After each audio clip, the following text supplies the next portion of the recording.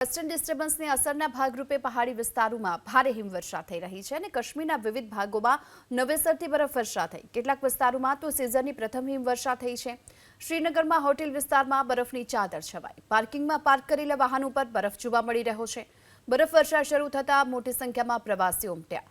જોકે જે ભારે હિમવર્ષા થઈ છે તેના કારણે શ્રીનગર દિલ્હી ફ્લાઇટ કેન્સલ પણ કરાઈ. કાશ્મીરમાં જબરદસ્ત હિમવર્ષા જોવા મળી રહી છે. એબીપી અસ્મિતાની ટીમ અત્યારે મોજૂદ છે શ્રીનગરમાં અને સીધી તસવીરો તમે જોઈ શકો છો. જે પ્રમાણે બરફ વર્ષા થઈ રહી છે ત્યારે બરફની ચાદરો છે ચારેકોર અત્યારે હાલ છવાયેલી જોવા મળી રહી છે.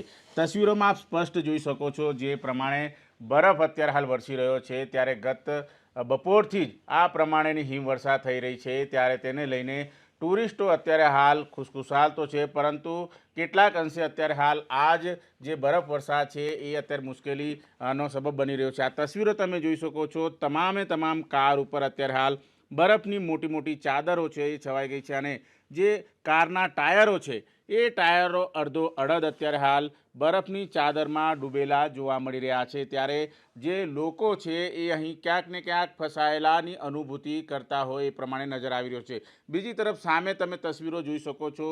શ્રીનગરના જે ઇમારતો છે, ઇમારતોથી લઈને ઘરો ઉપર જે પ્રમાણે બરફની ચાદર અત્યારે હાલ છવાયેલી છે ત્યારે ક્યાંક ને ક્યાંક કહી શકાય કે લાંબા સમય બાદ શ્રીનગરમાં આ રીતે બરફ વર્ષા થઈ છે. ત્યારે લોકો તો ખુશખુશાલ છે, સાથોસાથ જે પ્રમાણે અત્યારે હાલ બરફ વર્ષા થઈ રહી છે ત્યારે ટુરિસ્ટો છે એનો લુપ્ત તો ઉઠાવી જ રહ્યા છે, પરંતુ કડકડતી ઠંડીના કારણે ક્યાંક અંશે ટુરિસ્ટો છે આ જે બરફ વર્ષા થઈ રહી છે એમાં જવાનું પણ ટાળી રહ્યા છે. કહી શકાય કે જે રીતે શ્રીનગરમાં જબરદસ્ત બરફ વર્ષા થઈ રહી છે ત્યારે તેનો લાભો તો ઉઠાવી જ રહ્યા છે, પરંતુ ક્યાંક ને ક્યાંક કેટલાક ટુરિસ્ટો ફસાયા હોવાની પણ અનુભૂતિ કરી રહ્યા છે.